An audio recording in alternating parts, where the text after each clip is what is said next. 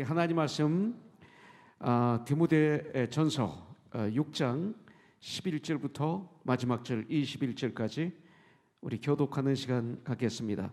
다 같이 일어나겠습니다. 같이 하나님 말씀 교독하겠습니다. 오직 너 하나님의 사람아, 이것들을 피하고 의와 경건과 믿음과 사랑과 인내와 온유를 따르며 믿음의 선한 싸움을 싸우라. 영생을 취하라. 이를 위하여 내가 부르심을 받았고 많은 증인 앞에서 선한 증언을 하였도다. 만물을 살게 하신 하나님 앞과 본디오 빌라도를 향하여 선한 증언을 하신 그리스도 예수 앞에서 내가 너를 명하노니 우리 주 예수 그리스도께서 나타나실 때까지 흠도 없고 책망받을 것도 없이 이 명령을 지키라. 기약이 이르면 하나님이 그의 나타나심을 보이시리니 하나님은 복되시고 유일하신 주권자이시며 만왕의 왕이시며 만주의 주시오. 오직 그에게만 죽지 아니함이 있고 가까이 가지 못할 빛에 거하시고 어떤 사람도 보지 못하였고 또 볼 수 없는 이시니 그에게 존귀와 영원한 권능을 돌릴지어다. 아멘. 내가 이 세대에서 부한 자들을 명하여 마음을 높이지 말고 정함이 없는 재물에 소망을 두지 말고 오직 우리에게 모든 것을 후히 주사 누리게 하시는 하나님께 두며 선을 행하고 선한 사업을 많이 하고 나누어 주기를 좋아하며 너그러운 자가 되게 하라. 이것이 장래에 자기를 위하여 좋은 터를 쌓아 참된 생명을 취하는 것이니라. 디모데야, 망령되고 헛된 말과 거짓된 지식의 반론을 피함으로 내게 부탁한 것을 지키라. 같이 봉독하죠. 이것을 따르는 사람들이 있어 믿음에서 벗어났느니라. 은혜가 너희와 함께 있을지어다. 아멘. 자리에 앉아주시기 바라겠습니다. 오늘은 디모데전서 6장으로 마무리하면서 이 11절부터 21절을 우리가 묵상할 때 거기서 와닿은 단어, 이 단어, 아주 강하게 와닿은 단어가 뭐냐면 너 하나님의 사람아. 이것이 저에게 그렇게 와닿았어요. 너 하나님의 사람아. 그러면서 저는 생각해 봅니다. 우리가 살아가면서 너 하나님의 사람아. 우리 지호관사한테 둘이 만났을 때 진지하게 너 하나님의 사람아. 이렇게 얘기를 한다든지 우리 지호 형제가 나한테 목사님은 하나님의 사람이십니다. 그럼 끝난 거예요. 더 이상 다른 말 필요가 없어요. 네. 당신은 진실로 하나님의 사람입니다. 태규는 진실로 하나님의 사람입니다. 네. 우리 대희 형제, 당신은 정말로 참 그리스도인입니다. 왜 이렇게 제일 커요? 아멘이. 알아요. 우리 전익수 장로님이 아멘한 거 알아요. 이런 말을 듣는다면 이것이 최고의 축복입니다. 이것이 오늘 우리에게 주신 이 디모데전서 이 마지막 부분에는 바로 우리가 어떻게 살아야 하나님의 사람이 되는지에 대해서 말씀해 주고 있는 거예요. 그래서 이 말씀이 아주 중요합니다. 여러분들, 우리는 하나님의 일, 이 커넥션, 이 일 아주 중요합니다. 그러나 그보다 더 중요한 게 있다는 것 우리는 알죠. 뭐가 더 중요합니까? 우리 한 사람 한 사람이 주님 앞에 어떤 사람이 되어야 하는가가 더 중요하다는 거예요. 성경은 그걸 말씀하고 있어요. 보세요. 디모데후서 3장 16, 17절에 말씀에 대해서 나오잖아요. 성경이 우리에게 주는, 말씀이 우리에게 주는 유익이 무엇인지 나와 있습니다.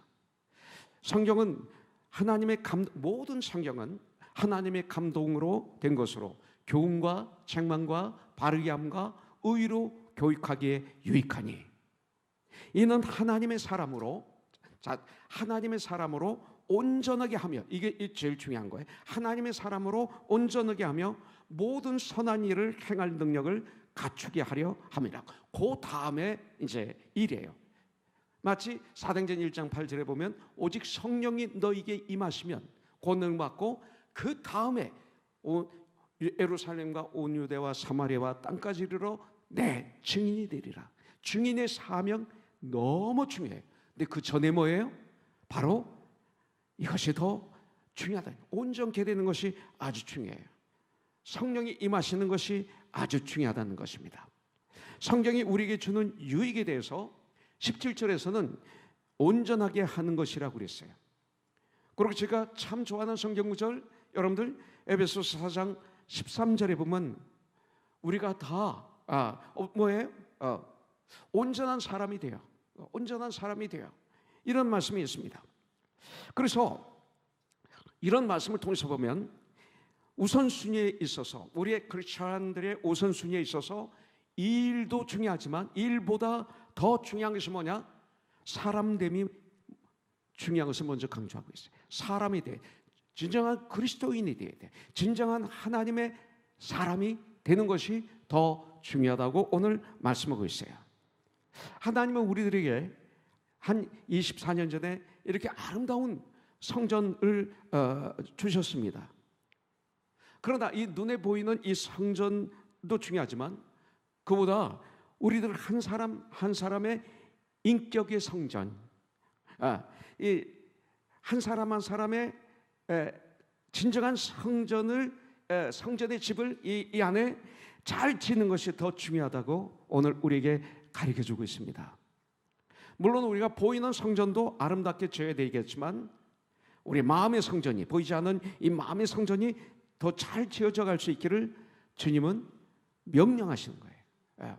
원하시는 거 아니라 명령입니다. 이거는 하나님께서 우리들을 향하신 기대는 우리 한 사람 한 사람이 온전한 하나님의 사람으로 지어져 가는 것, 이것을 원하시는 겁니다. 그래서 11절에 그런 강한 뜻을 담은 말이 오직 너 하나님의 사람아 그랬어요.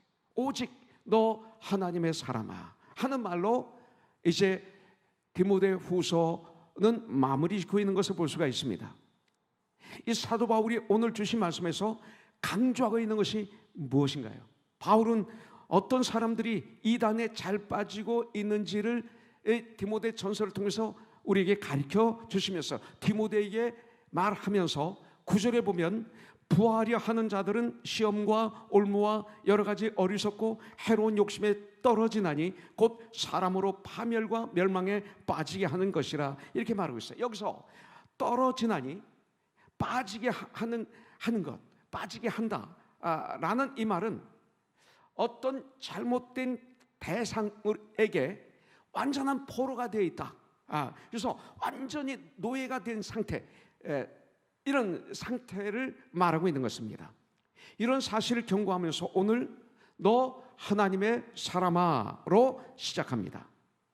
다시 말하면 정욕과 돈의 포로가 되기 쉬운 이 유혹의 세상에서 여러분들 하나님께만 포로가 되는 삶으로 하나님의 사람이 되라고 말씀하시는 거죠. 지금 한국의 모든 신문, TV를 장악하고 있는 게 이 물질 문제 아닙니까? 물질로 일어난 엄청난 혼돈이 가득 차 있어요.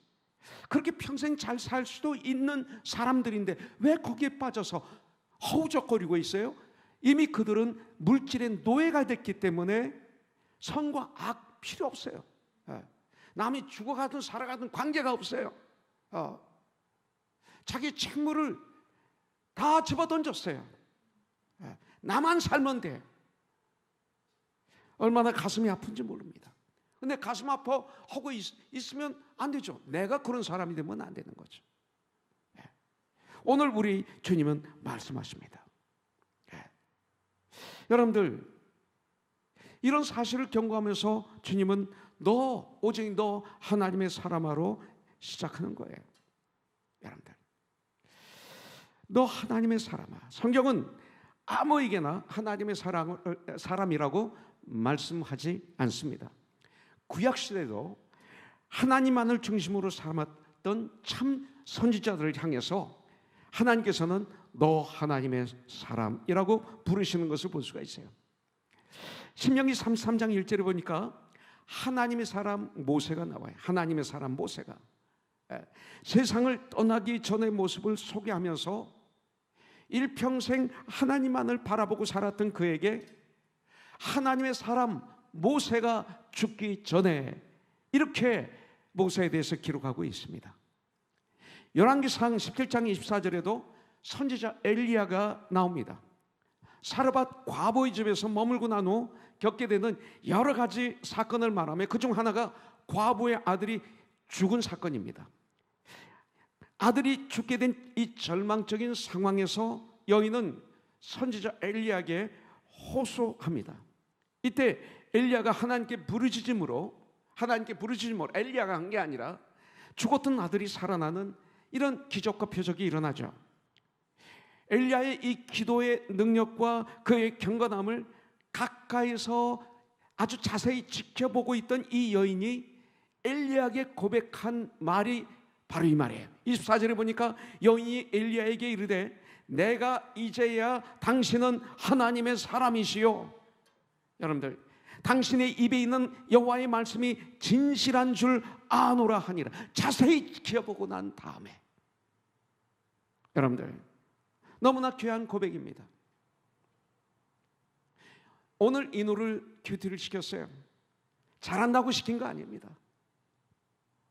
잘한다고 시키는 게 아니라 이 인우가 성장하는 모습을 간접적으로 보고 선생님들로부터 얘기 듣고 제가 직접 보면서 가정에서 이 인우가 걸어가는 모습을 보면서 시킨 거지, 기능공은 저는 원치 않습니다. 이 인우의 믿음을 받기 때문에 또 자세히 봤기 때문에 시킬 수가 있었던 거죠. 과거는 저는 기능을 잘하면 시켰어요. 얼마나 회개했는지 모릅니다. 그거 아니더라고요.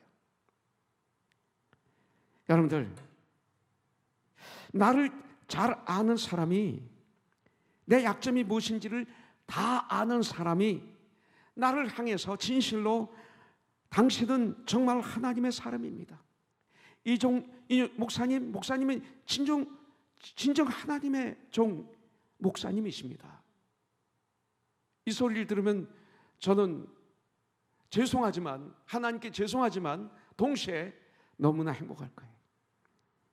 이런 것을 들을 수만 있다면, 정말 그리스도인이라면 이상의 기쁨이 어디 있겠는가? 그러면 어떻게 하면 하나님의 사람이라는 이 말을 들을 수 있는가? 이것이 디모데후서 6장 11절부터 21절까지의 말씀입니다. 11절 보겠습니다. 오직 너 하나님의 사람아, 이것들을 피하고에다 동그라미 치세요. 의와 경건과 믿음과 사랑과 인내와 온유를 따르며, 이렇게 말하고 있어요. 제일 처음에 하나님의 사람이 되기 위해서는 피해야 할 것이 있다 이거예요. 피해야 될 것이 있습니다. 하나님의 사람으로 살기를 원하는 사람마다 정말로 경계해야 할 아주 중요한 요소 중에 하나가 뭐예요? 피해야 되는데 뭐를 피해요? 시험은 대적하는 거예요. 마귀를 대적하라 그랬는데 성경에 보면 피하라 하는 게 있어요. 유혹은 피하라 그랬어요. 유혹을 피해야 되는 거예요. 유혹을 피해야 돼요. 근데 그 유혹 중에 하나가 뭐예요? 물질의 유혹입니다. 이 물질의 유혹이에요. 우리들은, 하나님은 우리의 필요를 다 아시죠. 지나고 나서 보면 신발이 닳지 않았고 옷이 헐지 않았고 이렇게 지금까지 왔어요. 그러나 우리가 필요 이상으로 물질에 대한 욕심으로 이 사로잡히는 순간, 여러분들, 물질을 부리는 자가 아니라 여러분들 오히려 물질에 부림을 받는, 물질의 노예가 되는 그런 순간 우리는 하나님에게서, 하나님의 사람에게서 멀어지는 거죠. 하나님의 사람이 아닌 거죠. 멀어지는 거죠. 저는 우리 교회에서 재벌이 나오기를 원합니다. 그러나 물질의 노예가 되지 않기를 원합니다. 그래서 하나님께 영광 올려드리길 원합니다. 이걸 말씀하는 거예요. 자, 한 가지 더 경고하고 있습니다.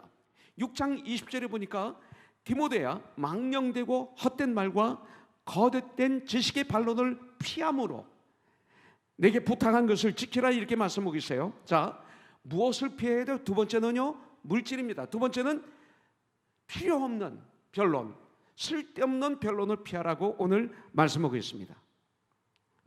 바울은 디모데에게 보내는 이 편지에서 이단에 관한 경고를 많이 했습니다. 이단의 특성 가운데 하나가 변론을 위한 변론을 하는 거예요. 자, 변론을 위한 변론을 하는 것, 이것입니다. 변론을 위한 변론은 하나님을 위한 토론, 이게 아니라 변론을 위한 변론은 아무런 유익을 주지 못하는 거예요. 그것을 쓸데없는 변론이라고 그러는 거예요. 물론 토론 때때로 주 안에서 중요합니다. 해야 됩니다. 그러나 변론을 위한 변론은 하면 안 됩니다. 거기에 우리가 하는 변론이 변론을 위한 변론이 되고 있어요. 그러나 이 토론이 우리에게 어떤 유익을 주는가 생각해 봐야 됩니다. 유익이 있어야 돼요. 열매가 있어야 돼요. 우리가 성경 공부할 때도 역시 마찬가지입니다. 이 시대 교회가 성경 공부를 열심히 하는 것 아주 좋은 일입니다. 그런데 여기서도 우리가 조심해야 될 것이 있어요. 이 단순히 신앙의 지식을 얻기 위해서만 성경을 공부한다면 지식이 있어야죠. 하나님을 아는 지식이 있어야 되죠. 근데 이것만 위해서 공부한다면 여러분들 우리 신앙생활에 아무런 도움이 되지 않는다는 것입니다. 오히려 잘못하면 독이 될 수 있다는 것입니다. 성경 공부를 마칠 때마다 우리 예수님을 아는 것이 더 늘어나고 믿음이 깊어지고 우리가 온전히 하나가 되어 예수님의 장성한 분량까지 자라야지. 이런 것이 하나도 없고 변화가 없어요. 바뀜이 없어요. 알아가는 것도 없어요. 단지 교만으로 자꾸 가득 차요. 안다는 교만. 내가 너희들보다 더 많이 알아. 나는 성경을 잘 알아. 이 교만으로 점점 옷을 입고 성취감만 생겨. 난 이런 성경 공부도 하고 이것도 하고. 전 성경 공부 하신 분하고 대화를 할 때 저는 이 공부도 끝냈습니다. 이 공부도 끝냈습니다. 이 공부도 끝냈습니다 하면 답답해요. 나는 이 성경 공부를 통해서 어떻게 주님을 더 알았고 어떻게 더 믿음이 깊어졌고 어떻게 온전히 되어 하나가 되어 예수님의 장사물까지 성장했는지 나의 모습이 어땠는지 이걸 얘기해야지. 많은 사람들은 나는 이 공부도 하고 공부도 하고 공부도 하고 이거로 끝나고 많은 사람들이 너무나 많아요. 성취감이에요. 만족감. 이것만 생긴다면 이것은 마귀에게 속은 것이죠. 교만에 중독될 수가 있어요. 여러분들. 그래서 저는 에베소서 4장 13절을 거짓 매일 묵상하는 거예요. 하나님의 아들을 아는 일과 믿는 일에 하나가 되어 우리가 다 나만이 아니라 목사 나 혼자만이 아니라 우리 모두가 다 하나님의 아들 예수 그리스도를 아는 일과 믿는 일에 하나가 되어 온전하게 돼요. 예수 그리스도의 장성한 분량에 충만한 때까지 이를지니 얼마나 귀한지 몰라요. 물론 성경에는 아까도 말씀드렸지만 지식에 대한 강조가 있습니다. 그러나 그것은 지식을 위한 지식이 아니라 삶을 위한 지식이 되어야 됩니다. 하나님으로부터 나의 눈을 돌려 다른 데로 향하게 하는 그런 성경 공부라면 만약에 그것은 독입니다. 하나님이 원하시는 삶으로부터 우리를 멀어지게 하는 그런 쓸데없는 변론을 저와 여러분들은 피해야 됩니다. 또 피해야 될 것이 있는데 어느 장소를 피해야 돼요? 유혹의 장소를 유혹의 장소를 피해야 됩니다. 마귀가 교묘한 방법으로 나를 유혹할 때 나는 그 덫을 피해야 됩니다. 여러분들 청년 요셉을 보십시오. 요셉이 바디바의 집에 그 노예로 들어갔을 때 청년이었습니다. 청소년이라고 볼 수 있습니다. 요셉이 그 바디바의 안에 유혹을 받았을 때 그 유혹에서 피하지 않았으면 어떻게 됐을까요? 피하면은 말만 감옥에 들어갔죠. 그러나 잠시 고난입니다. 그 후에 세컨맨이 되잖아요. 이 결론이 있잖아요. 피하면, 유혹을 피하면, 장소를 피하면 좀 손해 볼 수 있어요. 사업이, 가정이, 어려움이. 그 유혹, 이 유혹 교묘하게 표장하지 마세요. 하나님의 일이라고 표장하지 마시고 남을 도와준다는 걸로 표장하지 마시고 이게 유혹이에요.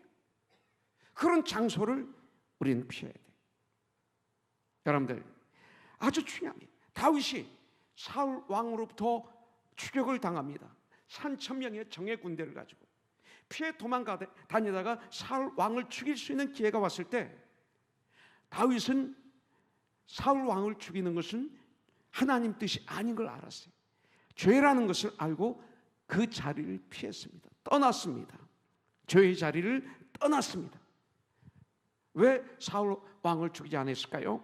사울 왕도 기름 부음 받은 하나님의 종이었기 때문에 어떤 상황이라도 죄에 빠지게 하는 것이 되면 그 자리를 피해야 돼. 앉아 있으면 안 돼. 막 가시부러져. 근데 막 돌아가면서 맞아 그 사람 그래 하는데 나는 크리스찬이야. 나는 이 가십에 동참하지 않아. 그 자리 계속 있어요. 그런데 들으면서 엔조이해. 그러면서 은근히 그들을 비하시켜. 그들을 무시해. 그러면서 귀로 들으면서 엔조이하고 있어요. 이분이 제일 나쁜 사람이에요. 그 자리를 피해야 돼. 그렇지 않으면 은혜로운 말로 끊어줘야 돼. 이것이 우리가 해야 될 일. 내가 그 자리에 있는 것이 하나님의 영광을 위한 것이라면 물러서지 말고 싸워야 돼. 그러나 내가 그 자리에 있는 것이 하나님께 영광이 되지 못하고 내 삶이 망가질 가능성이 있다면 단호하게 즉시 그 자리를 떠나야 될 줄 믿습니다. 이번 커넥션이 우리는 그렇게 해야 돼요. 그래서 바울은 디모데후서 2장 22절에 또한 너는 청년의 정욕을 피하고 그랬어요. 청년의 정욕을 피하고 주를 깨끗한 마음으로 부르는 그런 분들, 그런 자들과 함께 의와 믿음과 사랑과 화평을 따르라. 명령입니다. 시편 1편에서도 복 있는 사람들에게 주신 말씀이 있죠. 복 있는 사람은 이런 사람들이다. 복 있는 사람은 악인들의 꾀를 따르지 아니하며 뭐예요? 쫓지 않았다는 거예요. 피했다는 거예요. 악인의 꾀를 따르지 아니하며 죄인들의 길에 서지 아니하며 오만한 자들의 자리에 앉지 아니하고 이거에 피했다는 것입니다. 자, 두 번째 11절을 보겠습니다. 의와 경건과 믿음과 사랑과 인내와 온유를 뭐예요? 따르며 그랬어요. 쫓으라 이거예요. 따르라 쫓으라 이렇게 말하고 있어요. 자, 피해야 될 것이 있는데 이번에는 따라야 될 것이 있어요. 쫓아야 될 것이 있어요. 여기 6가지 덕목이 나오고 있는 걸 볼 수가 있습니다. 그 중에 제일 처음에 나오는 게 의예요. 의롭다 칭함을 받음으로부터 시작이 되는 거예요. 따르는 것은 의는 하나님과 나만의 바른 관계를 이루는데 꼭 필요한 덕목이에요. 우리가 예수를 믿는 그 순간 하나님 앞에서 받는 가장 놀라운 축복 가운데 하나가 뭐예요? 의롭다 칭함을 받아. 난 죄인 중에 괴수예요. 지옥에 갈 수밖에 없어요. 죽을 수밖에 없어요. 화영검에 떨어질 수밖에 없어요. 그런데 예수를 말미암아 예수를 믿었더니 나를 의롭다 칭해 주세요. 의가 필요해요. 의롭다 함을 칭했다 보다 더 쉬운 말이 뭐예요? 의롭다 함을 얻었다. 이렇게 말씀을 드릴 수 있어요. 우리가 그런 사람들이에요.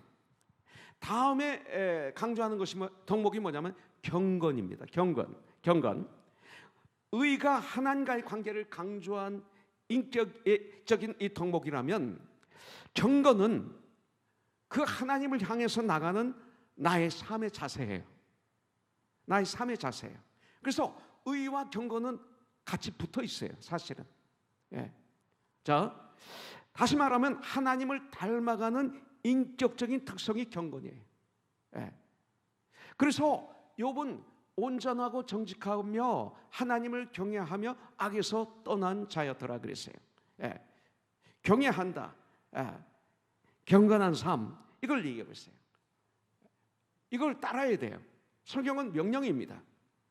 오직 믿음으로 구원받지만 여기서 스톱하고 있으면 안 됩니다. 우린 자라야 됩니다. 우리는 하나님의 자녀들이기 때문에 자라야 됩니다. 지옥에 안 가기 위해서 하는 게 아니라 우리는 이미 천국 백성이 됐습니다. 그렇기 때문에 하나님의 성품을 닮아 가야 되는 것입니다. 그래서 두 번째로 이제 믿음과 사랑입니다. 이것도 짝입니다. 믿음과 사랑. 자, 의 없이 경건에 이를 수 없죠. 의롭다 함을 받았기 때문에 경건에 이를 수 있는 거예요. 그죠? 그와 마찬가지로 믿음 없이는 사랑을 이룰 수가 없습니다. 여기서 말하는 믿음과 사랑은 하나님을 향한 관계라기보다는 우리 자신에게 있어야 할 덕성으로 강조하고 있는 것을 볼 수가 있어요. 다시 말하면 성실하고 신뢰할 만한 사람이 갖추고 있는 덕목이 뭐예요? 이 믿음이에요. 믿음. 그리고 희생적인 삶을 사는 사람이 갖추어야 될 덕목이 뭐냐면 사랑입니다. 사랑은 오래 참고, 사랑은 희생이죠. 십자가에서 우리 주님이 피와 물을 쏟으시고 죽어주셨어요. 매를 맞아주셨어요. 우리를 사랑하시기 때문에 십자가에서 희생해 주셨습니다. 예. 사랑은 희생입니다. 예. 그래서 사랑의 결정체는 십자가죠. 예수님의 죽으심이죠. 보혈의 피죠. 이게 하나입니다. 보혈의 피, 죽으심, 사랑. 바로 이것이죠. 하나님은 그래서 사랑이시라 이렇게 말하는 것이. 그 다음에 세 번째 오는 것이 인내와 온유입니다. 이것도 짝입니다. 인내와 온유. 우리를 둘러싸고 있는 이 상황이나 사건들과 관련된 것들이죠. 나의 그 모든 상황 속에서 일어나는 일에서 인내가 필요한 거죠. 그 다음에 그 사건들과 내가 관계가 됐을 때, 관련이 됐을 때 거기서 따라야 될 것이 뭐냐면 인내죠. 인내. 인내를 하고 있는가? 아주 중요합니다. 성령의 9가지 열매도 인내가 나오죠. 그 다음에 고린도전서 13장에 보면 사랑장이라고 그러죠. 이것을 사랑장 혹은 예수님은 이렇게 해석해도 되는 거예요. 사랑은 오래 참고 빼고 예수님은 오래 참으시고 예수님은 온유하시며 예수님은 어떤 분이신지 써있는 게 고린도전서 13장이에요. 그러면서 그것을 사랑이라고 말하고 있는 거예요. 그래서 요한서는 결론을 내기를 하나님은 사랑이시니라 이렇게 말씀하고 있는 거죠. 여러분들, 그 우리를 둘러싸고 있는 이 상황과 사건들과 관련된 것이 바로 이것인데, 우리를 둘러싸고 있는 여러 가지 상황 속에서 얼마나 우리는 그리스도인답게, 너 하나님의 사람아, 하나님의 사람답게, 성도답게 인내하고 있는가? 이거예요. 인내는 다른 사람과의 관계에서는 어떻게, 인내는 내가 하는 거예요. 다른 사람과의 관계에서 그 인내를 통해서 다른 사람에게 드러나는 건 뭐예요? 온유가 되는 거예요. 온유가 되는 거예요. 자, 그래서 정말 주님 안에서 성령의 열매로 인내하는 사람은 타인과의 관계에서 온유로 드러나게 돼 있어요. 무슨 말인지 아시겠죠? 아주 중요합니다. 인내가 없이 온유함을 나타낸다는 것은 불가능해요. impossible해요. 인내가 없이 온유함을 어떻게 나타낼 수 있어요? 그렇잖아요? 그래서 온유라는 말은 얌전하다, 또 약하다 이런 뜻이 아니죠. 온유라는 표현을 사전을 찾아보니까 이렇게 표현하고 있어요. 거칠고 힘이 센 야생마가 잘 길들여져 있을 때 그것을 온유라는 단어로 표현한대요. 그것을 온유라는 거예요. 네. 이게 파워가 있는 사람이들이죠. 강한 힘을 절제하는 사람, 이게 온유예요. 강한 힘을 가지고 있는데 그걸 절제하는 사람. 그래서 하나님은 모세를 세상에서 가장 온유한 자다라고 말을 하고 있어요. 가장 온유한 자 중에 하나다 이렇게 말하고 있어요. 네. 이게 바로 얼마나 강한지 몰라요. 어떤 때 보면 불 같잖아요. 그런데 온유하다고 그래요. 바로 그 뜻입니다. 절제하는 거예요. 이것을 자제하는 거예요. 컨트롤하는 거예요. 그래서 성령의 열매 마지막은 절제죠. 컨트롤, 자제하는 거예요. 밸런스를 맞추는 거예요. 그러므로 인내와 온유는 환경에 대하여 요구되는 성도가 가져야 될, 정말 너 하나님의 사람아 이 소리를 들으려면 가져야 될 꼭 필요한 덕목입니다. 그래서 우리는 하나님을 향하여서는 의와 경건을, 그 다음에 자신과 이웃에게는 믿음과 사랑을, 그 다음에 그리고 우리를 둘러싸고 있는 환경에 대해서는 인내와 온유를 따라야 된다는 거예요. 그러면 너 온유의 사람, 하나님의 사람아 이걸 들을 수 있어요. 그런 상황 속에서 내 인격이 어떻게 반응하느냐, 이것은 너무나 중요해요. 나에게 불리한 상황에서 이웃을 용납하고 용서하고 주님을 닮아가고 있다면 나는 절대 손해본 것이 아니라 성장하고 있는 것이라고 전 분명히 믿습니다. 지금 상황이 불리해요. 최악이에요. 오늘 교티 말씀 그대로. 예. 그런 상황 속에도 그럼에도 불구하고 이웃을 용납하고 이웃을 용서함으로 주님을 닮아가고 있다면, 물질적으로 손해보고 혹시 관계가 잠시 깨져 있고 직장에서 쫓겨나고 사업이 망했다 하더라도 절대 손해가 아니에요. 욥기 42장에 보면 2배의 축복을 받아요. 승리했더니 절대 손해가 아니었어요. 축복을 받기를 원합니까? 42장까지 가야 돼요. 우리가 32장까지 가면 안 돼요. 5장까지 가도 안 돼요. 42장까지 가야 돼요. 이 얘기 뭐예요? 하나님의 시간까지 포기하지 말고 좌로나 우로나 치우치지 말고 순종하며 앞을 향해서 걸어가야 돼요. 이게 42장이에요. 그 다음에 세 번째 12절에 보니까 믿음의 선한 싸움을 싸우라 그랬어요. 우리는 싸워야 돼요. 무슨 싸움? 믿음의 선한 싸움을 싸우라고 명령하고 있어요. 디모데에게 쓴 서신, 바울의 마지막 서신의 내용은 디모데후서 4장 6절에 나오고 있어요. 4장 6절에서 바울은 자기를 얘기하고 있어요. 전제와 같이 내가 벌써 부어지고 나의 떠날 시각이 가까웠도다. 와,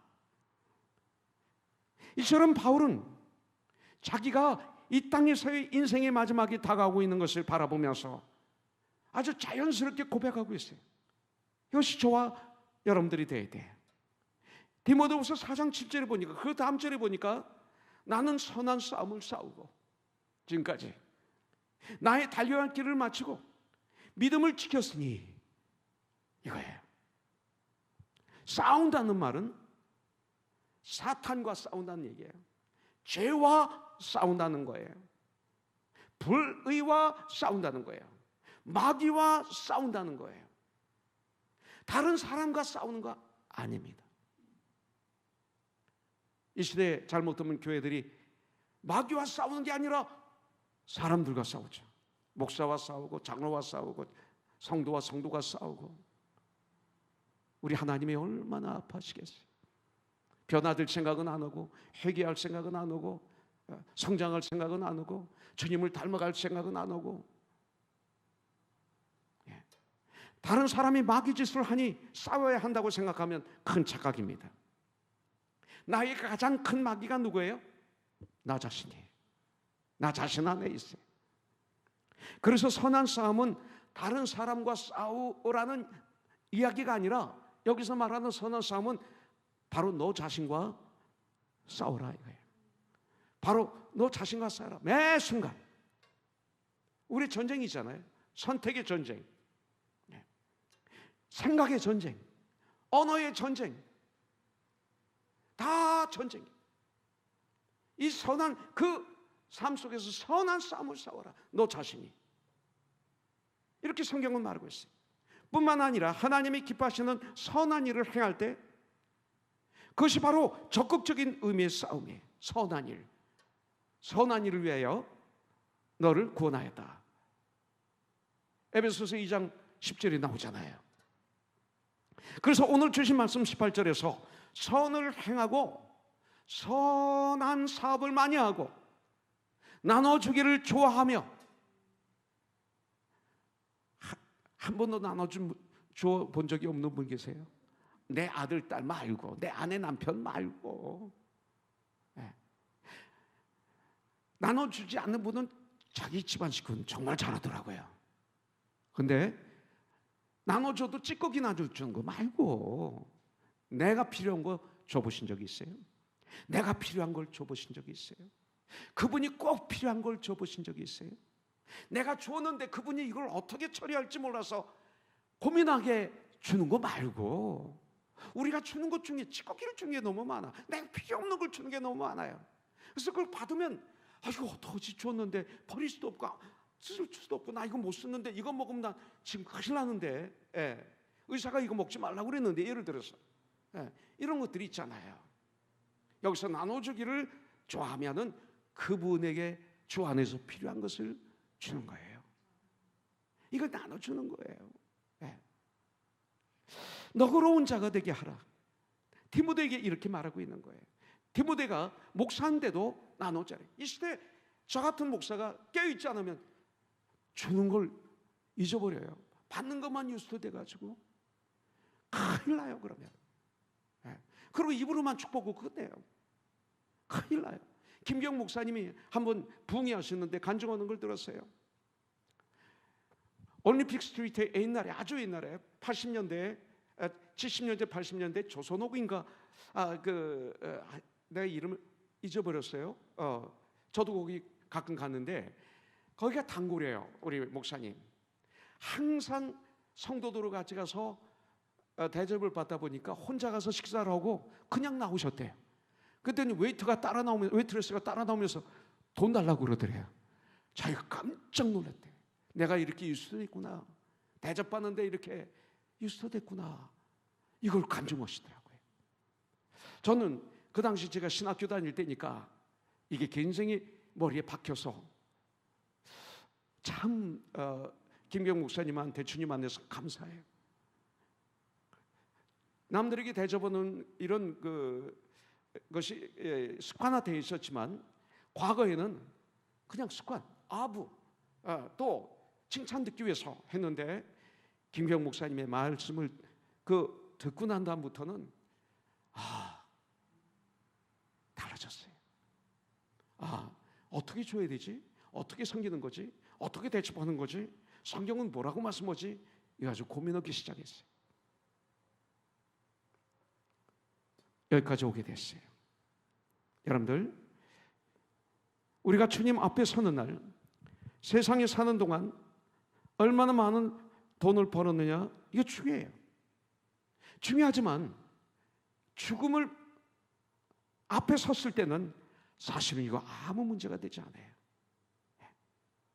중요한 것은 주님께서 저와 여러분들에게 맡겨주신 것을 어떻게 사용했고 어떻게 살았는가 하는 게 중요해요. 이것은 물질만이 아니라 달란트도 그렇고요, 시간도 그렇고요, 물질도 그렇고요, 이 모든 것 다예요. 우리는 세상에서 이 싸움을 싸우고 있는 거예요. 싸우라는 말은 다른 것으로 싸우지 말고 우리의 인격이 주님 앞에서 어떻게 다듬어져 가고 있는지를 생각하면서 하나님이 기뻐하시는 선한 싸움을 기도와 말씀으로 싸우라고 우리에게 알려주고 있습니다. 여기서 선하다는 말은 단순히 착하다라는 뜻이 아닙니다. 선하다, 선한 일을 행하라, 하나님이 기뻐하시는 일을 행하라, 바로 이 소리입니다. 하나님이 기뻐하시는 일은 다 선하다, 이렇게 해석을 해야 되죠. 그러므로 성경에 나오는 이 선하다는 말은 하나님이 기뻐하심으로 바꿔도 됩니다. 자, 선하다, 하나님이 선한 사업을 하고 하나님이 기뻐하시는 사업을 하고, 이렇게 바꿔도 된다는 것입니다. 그 다음 네 번째 12절입니다. 믿음의 선한 싸움을 싸우라, 영생을 취하라. 그 다음에 싸우라, 그 다음에 취하라가 나와요. 이를 위하여 내가 부르심을 받았고 많은 증인 앞에서 선한 증언을 하였도다 그랬어요. 영생을 취하라, 이렇게 말하고 있습니다. 영생을 취하라. 여기서 취하라는 말은 아주 강한 의미가 있죠. 강하죠, 굉장히. 그냥 가지고 있는 것이 아닙니다. 이것을 견고하게 꽉 붙들고 꽉 거기에 잡혀서 누리고 있는 상태, 그것을 누리고 있는 상태, 이걸 말합니다. 구원을 받았습니까? 구원을 받았다면 여기서 말하는 영생을 취하라, 이게 뭐예요? 구원을 받았습니다, 이거로 끝나는 게 아니에요. 구원 받았으면 내가 그 구원을 누리고 있느냐, 이 소리예요. 지금 구원을 누리고 있느냐, 현재 구원을 누리고 있느냐, 주님 안에서 승리하고 있느냐, 바로 이 소리죠. 취하라. 이것은 바로 이런 뜻입니다. 누가 영생을 즐길 수 있습니까? 영생을 즐기고 있느냐, 이 소리죠. 하나님이 기뻐하시는 삶을 살려고 애쓰고 있는 사람들이 영생을 값없이 받아서 영생을 즐기는 삶을 살게 되어 있죠, 여러분들. 그런데 영생을 가지고는 있지만, 구원은 받았지만 그 구원을 누리지 못하고 사는 분들이 사실 아주 많아요. 말씀 붙잡지 않고 아직도 세상적인 것에만 관심을 두고 있기 때문에 내가 영생을 소유하고 있다는 사실에 감동을 받지 못하는 거예요. 왜 영생을 내가 소유하고 있다, 난 영생을 받았다, 영원한 삶을 누리고 그러고 누리고 있다, 이것을 감동이 없는 이유가 뭐예요? 여러분들, 내가 지금 붙잡고 있는 것이 무엇이냐에 따라 달라지는 거예요. 주님을 기쁘시게 해드리기 위해서 하나님이 내게 주신 모든 것을 가지고 하나님이 기뻐하시는 일을 위해 사용하면서 내 소망은 여기 있지 않습니다. 이 땅은 잠시 있다 가는 곳입니다. 참 재미있죠? 천국 환송 예배 드릴 땐 그렇게 안 계시면 안 될 것처럼 울고 가슴을 띠고 하는데 몇 주만 지나고 몇 달만 지나도 잊어버려. 그게 우리예요. 그리고 가끔 생각하면서 또 울어요. 그게 우리예요. 그게 이 세상이라는 거예요. 이 세상에 소망을 두지 말라는 거예요. 이게 나쁘다는 게 아니라 이것이 세상이야. 너희들이 잠시 거쳐가는 안개 같은 곳이 이곳이야. 이걸 알려주시는 거죠, 여러분들.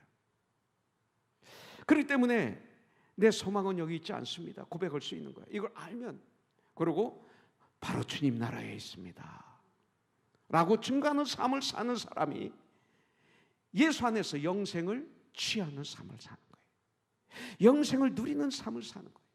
영생을 취하라. 영생을 누리는 삶을 살라. 승리하는 삶을 살라. 부유한 삶을 살라.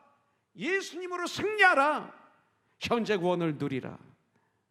자, 이 말씀을 통해서 나를 바라봐야죠. 나는 영생을 소유하고만 있는가? 구원 받은 자로만 살고 있는가?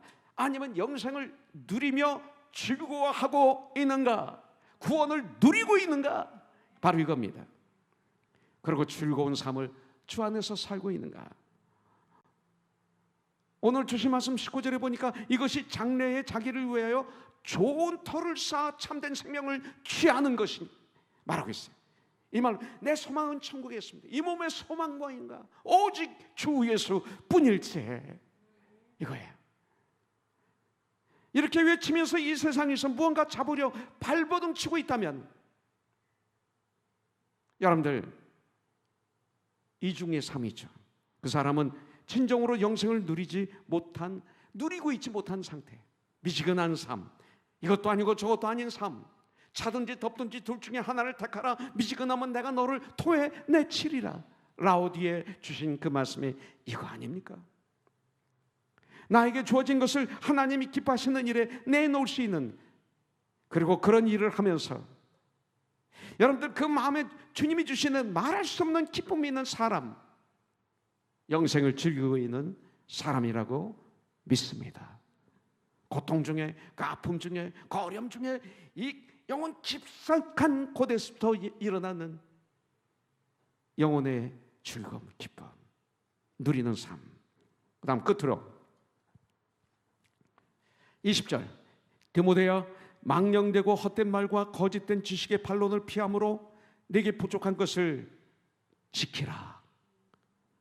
지키라. 지키라 합니다. 자, 오늘 우리는 너 하나님의 사람아, 이 소리를 듣기 위해서 피해야 할 것, 쫓아야 될 것, 싸워야 될 것, 취해야 될 것, 마지막으로 지키라. 내게 부탁한 것을 지키라 말하고 있습니다. 왜 이 명령을 지켜야 합니까? 우리는 하나님의 자녀가 되기 때문에 이제는 주님의 인격을 닮아가는 삶을 살기 위해서요. 언제까지 이 명령을 지켜야 됩니까? 주님이 우리에게 오실 때까지, 재림 오실 때까지. 15절부터 16절에 보면 기약이 이르면 하나님이 그의 나타나심을 보이시리니, 주님이 재림, 신약에서 마지막 우리에게 약속한 마지막 약속, 그의 나타나심을 보이시리니 하나님은 복되시고 유일하신 주권자이시며 만왕의 왕이시며 만주의 주시요 오직 그에게만 죽지 아니함이 있고 가까이 가지 못할 빛에 거하시고 어떤 사람도 보지 못하였고 또 볼 수 없는 이시니 그에게 존귀와 영원한 권능을 돌릴지어다. 아멘. 나타난다는 말은 이렇게 볼 수 있어요. 새벽에 제가 좋아하는 새벽 5일 미명, 그리고 어려움을 겪고 있는 우리 형제자매들에게 저도 모르게 자꾸 이 말을 사용해요. 태양이 뜨기 바로 직전이 가장 캄캄하다고 하네요. 그렇지만 그럼에도 불구하고 태양은 뜨죠.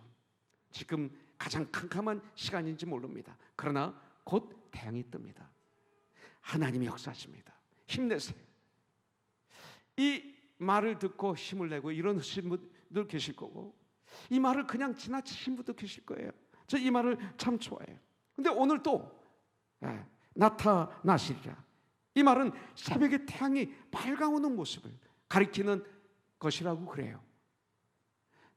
아무리 막아도 태양은 새벽에 뜨는 거예요. 점점 더 밝아지는 거예요. 시간 가면 갈수록 더 밝아지는 게 태양입니다. 전 가끔 태양을 보면서 엉뚱한 생각을 해요. 밤을 보면서 엉뚱한 생각을 해요. 뉴욕 얼마나 화려해요. LA 얼마나, 비행기를 타고 내리면 그냥 불이 가득 켜 있는데, 저는 태양을 쳐다보며 야, 인간들 웃긴다. 하나님은 저 태양을 떠놓으니까 지구가 그냥 전체가 다 환한데, 인간들이 만드는 과학 지식 능력은 쭉 하는 게 그냥 그 밤에 이것저것 이렇게 붙여놓고 아 좋다 하는 게 이 정도구나. 하나님과 인간 사이가 이런 차이구나. 태양을 쳐다보면서 좀 그러고 있어요. 가끔 11시 24분에 저는 그 옥상에 올라가서 베란다에서 바다를 보면서 기도합니다. 베드로 흉내내는 거죠. 피장의 집에서 기도 환상을 본 것처럼 저도 좀 이 자리에서 그런 일이 일어나게 해주세요 하면서 바다를 조금 보이는데 그걸 보면서 눈 뜨고 하늘을 보고 바다를 보고 태양을 보면서 그런 엉뚱한 생각을 할 때가 있었습니다. 그런데 엉뚱한 생각은 아니죠. 태양은 뜹니다. 태양은요 새벽에 캄캄한 어둠을 물리칩니다. 그때 어둠은 발악을 한다고 그래요. 태양이 뜨려고 그러니까 어둠은 더 캄캄해지려고 발버둥을 친다고 해요. 그렇지만 그 어둠을 물리치고 태양이 밝아올 때 이거예요. 이 세상이 가장 캄캄할 때 주님이 오실 거예요. 주님이 다시 오시는 거예요. 그리고 새로운 역사의 태양이 밝아올 때까지, 하나님 나라의 태양이 어둠을 물리치고 떠오를 때까지, 주님의 영광스러운 그 나라가 이루어지는 그 순간까지, 바로 그때까지 이 명령을 지키라고 명령하십니다. 지키라. 너 하나님의 사람아, 네가 정말 하나님의 사람이냐? 지키라. 오늘 내가 가장 중요하게 추구하고 있는 것이 무엇입니까? 물질, 돈입니까? 정욕입니까? 자존심? 권력? 아무리 몸부림쳐봐도 손에 쥐고 갈 수 없는 그 물질을 위해서 우리가 부려야 될, 하나님이 축복으로 주신 그 물질 부리지 않고 오히려 그 물질의 노예로 살다가 가는 우리 주의 많은 이웃들에게 하나님의 영광과 주님께서 기뻐하시는 사업을 위해서 내가 가진 것을 사용하며 살아가는 것을 보이게 될 때, 세상 사람들은 우리 안에 있는 영원한 소망이 진실인 것을 분명히 보게 될 것입니다. 그리고 그들은 저와 여러분들에게 당신은 정말 하나님의 사람입니다. 너 하나님의 사람아 라고 말할 것입니다.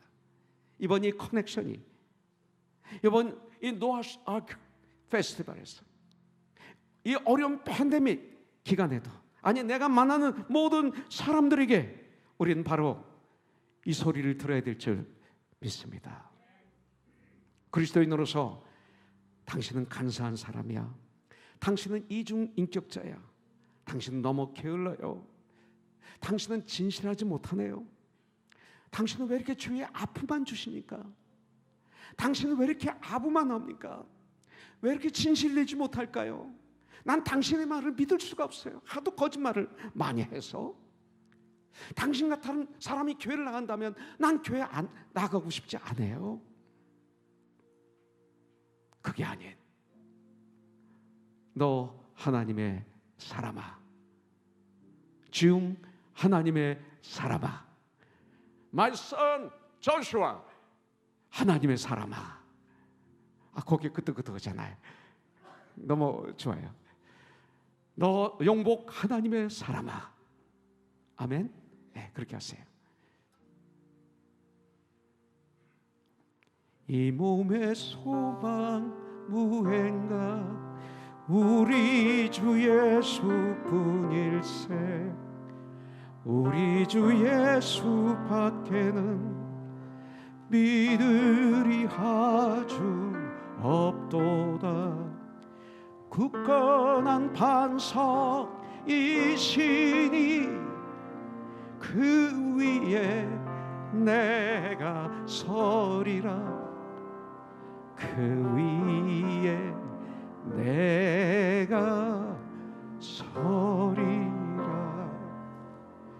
무섭게 바람 부는 밤 물결이 높이 설렐 때 우리 주 크신 은혜에 소망의 탓을 주리라.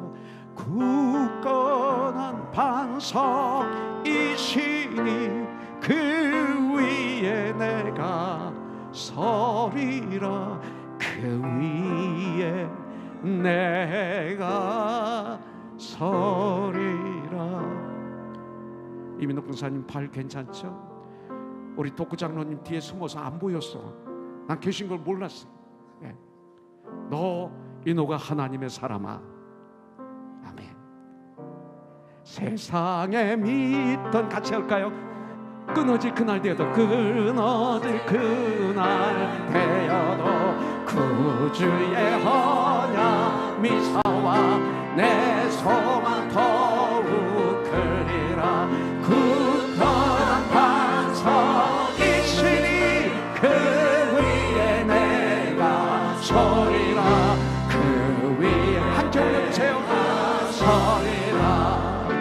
바라던 천국 올라가 하나님 전에 배울 때 구주의 의를 힘입어 어여시 앞에 서리라. 굳건한 반석이시니 그 위에 내가 서리라. 그 위에 굳건한 반석이시니 굳건한 반석이시니 그 위에 내가 서리라. 그 위에 내가 서리라. 할렐루야. 우리 하나님께 감사의 박수 한번 올려드리겠습니다. 이제는 우리 주 예수 그리스도의 그 크신 은혜와 하나님 아버지의 그 크신 사랑과 성령님의 감동 감화 역사 인도 보호하심이 이렇게 신령과 진정으로 예배를 드리고 이제 세상에 나가는 하나님의 귀한 자녀들 위해 이 한 주간도 항상 함께 해주시고 마음껏 사용해 주시고 마음껏 축복하여 주시옵기를 우리 주 예수님의 이름으로 감사히 기도드립니다. 아멘.